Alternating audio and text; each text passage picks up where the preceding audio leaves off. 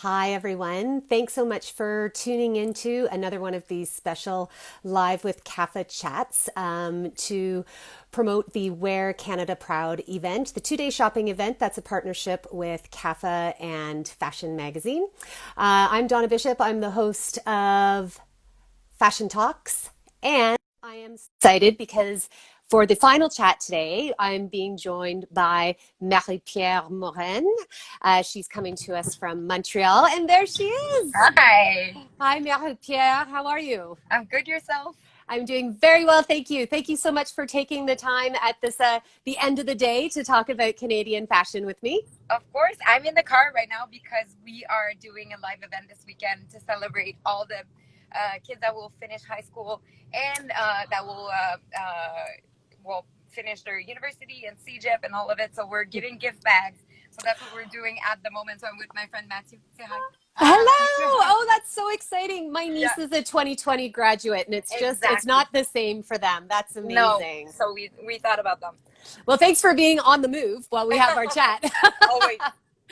I've had the pleasure of having so many really great conversations today with people from the Canadian fashion industry. And one Yeah. thing we've talked about across the board is why does Canada need a thriving, robust, diverse fashion industry? What do we gain from having that? What do you think? Well, because it's a part of our culture and a part of our identity and our DNA as a society. I think that when we have a strong fashion industry and a strong movie industry and TV and music, I feel like it puts us in such a strong place. And yeah, I think that it defines who we are. You have a really wonderful opportunity as an actress and a TV host to see how fashion can intersect with those other artistic mediums, be it acting or music. How do you see fashion being part of the weave that is the Canadian arts and culture industry? Well, I feel like it is. Well, it's walking hand in hand in the sense that I feel like when we get the chance to walk red carpets or be present at different kind of events, it is our mission and it is our duty to represent Canadian fashion designer and yeah, to be there for them because they're there for us as well. And I think that it's also a part of education and to educate people that it is affordable, it is wearable. You can't be afraid of the word designer, thinking that it's going to be too expensive or not wearable. It is not, and I feel like Canadian designers are doing such a great job at doing it. So we have to support them, and I Okay, do as often as I can. there's so many things in there I want to ask you a little bit more about. So can you tell me a little bit about, you mentioned being able to be in the position to wear Canadian on the red carpet. Do you have any Yeah, special outfits or moments that come to mind for that? tons. I mean, and I'm super lucky because I know a lot of them personally, and they became friends over the years. I think of my first piece that I bought from Macaj that I was so pumped about and so proud, and I was wearing it. And I was vibing myself, and then of course on red carpets, and I was lucky enough to host the TV award in Quebec for the last 2 years. So I wore a lot of Untitled. I wore La Ruelle, which made a spectacular dress. And it was like all slit and all open on the side. And at the beginning of the award, I had to run, and I literally grabbed the dress and started running. My butt was showing. It was like no, it was just like The glamour of move, television. move. Yeah, no, it did great TV, but I have a dress in mind, especially it's an Untitled one, that it was a custom piece that they created for Larsena. So it is a piece of art. I think it's like 40 pounds. It's all made out of chains. It is extremely heavy, but it's such a statement piece. And I asked for it the first year, and I could wear it. And then we asked again the second year, and then they finally agreed for me to wear it. But both designers were there to put it on me, and it was like, yeah, no, it was kind of a big deal. But no, and I also wore Untitled, a white silk dress that I felt like $1 million in when we did the movie premiere of the Fall of the American Empire. So yeah, and I wore a lot of Denis Gagnon as well. Denis did all my bridesmaid dresses, so I have a special connection with him as well. Well, Jose and Simone are so talented, the two designers behind I Untitled. They love were actually on the Fashion Canada IG Lives earlier today. How did it feel knowing that you were wearing Canadian? And when people would ask you, oh, that dress is so amazing, who made it? And you got to say, oh, it's Untitled, it's Canadian. How did that make you feel? it gives such a strong feeling of pride because I was on a jury for a film festival in Europe last summer in France, and I wore a lot of Canadian designs. And every time when people are like, "Oh my God, this piece is so stunning," I'm like, "Wait," because you cannot just say that. I have to tell you the whole story behind it, and that it's my friends, and that you can order it online, and that there's no border to fashion anymore thanks to social media. I think that they can shine really worldwide, and they have nothing to be ashamed of. I think that yeah, it's always so fun to be able to say this is Canadian and they are my friends, and I'm wearing it and I'm super proud. Well, and so many of the designers that we've just been talking about, like Untitled, they're part of the Wear Canada Proud sale, where there's over Yeah, 150 brands and designers for people to go and discover. What I think is so exciting about that is that feeling that you were just describing about, saying, wait, you're not going to believe it, this is Canadian. yeah, That is something that all of us have the opportunity to do because, as you said, designer isn't a word we should be afraid of. There are so no, many designers that yeah. have reasonable price points. It's not all about custom avant-garde. And I know a lot of them come from Montreal. There's a robust fashion scene in Montreal.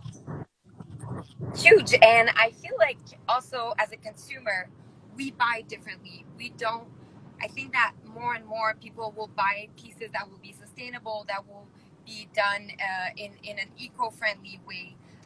And when you buy a piece that becomes a classic in your wardrobe, you don't need all these like fast fashion pieces anymore because first off, they don't stay nice. Second, you get sick of it in a split second. So I think that more and more people are buying in such a more conscious way, and I feel like encouraging designers for those statement pieces is the way to go. And it's funny because I think about one of the I own a suit that was custom made by a Sarto Rialto, and it is a black tux. They usually do it for Oh, it men, but must be they made an exception. gorgeous. It is the nicest, one of the nicest pieces I have in my closet. And the fun thing about it is that the pants is custom, the jacket is custom, and I can mix and match it. I can wear it with jeans and a t-shirt, and I can wear the pants alone. So it becomes something so versatile in my closet, and so important. So I think that yeah, it's something that people are doing more and more, and it makes me super happy. I've talked to people today from Calgary, from Halifax, and getting a real sense of what the fashion scene is like in those cities because people are tuning in from all over the country and not everyone Yeah. has had the pleasure of traveling our beautiful nation coast to coast. For people who haven't had the pleasure of visiting Montreal, what's it like there from a fashion sense? Do people love supporting local designers? Is there a lot of choice? What's it like for those who haven't been to Montreal? There's so many young designers and designers that are doing like a few pieces that you can buy. It's almost like a collectible pieces. I see them on Instagram and on social media all the time. I can see that people are supporting more and more small designers that are emerging. I think of my friend Marc Antoine, who does amazing stuff. He did a collaboration with Simons as well, so it also puts him on the map and makes it more accessible and affordable for people. So I think yeah, and the fun thing about Montreal fashion is that there's no rule. Everybody's so eclectic. Everybody makes it their own, which makes it so exciting as well. I love walking the streets of Montreal and getting inspired by all the fashion that I see around me. So, no, I think we have not to brag, but I think that Montreal has a pretty neat sense of style. I would agree. I was just thinking as you were talking about the pieces in your closet about how when you have a piece that is really special to you, maybe you've worn it to a particular event or Yeah, it's something you wear a lot, you get such an emotional connection to that. And how imagine how cool it would be to tell the story of, oh, I bought this piece during Wear Canada Proud and that it's would a be piece. such a cool show, by the way. Yeah, Like wouldn't go it? through people, yeah, go through people's closet, like for example, like Karin Vanas, or there's so many that have like amazing pieces, and then you tell the story and why you picked it and how you felt while you wear it. So I think that could be really, really fun. It's like you are in my brain right now, Maripier. Let's do it. Great minds. Let's put Canadian fashion on TV. Maripier, thank you so much for taking the time out of your busy afternoon delivering gift bags to graduates around the Montreal area. I really appreciate it.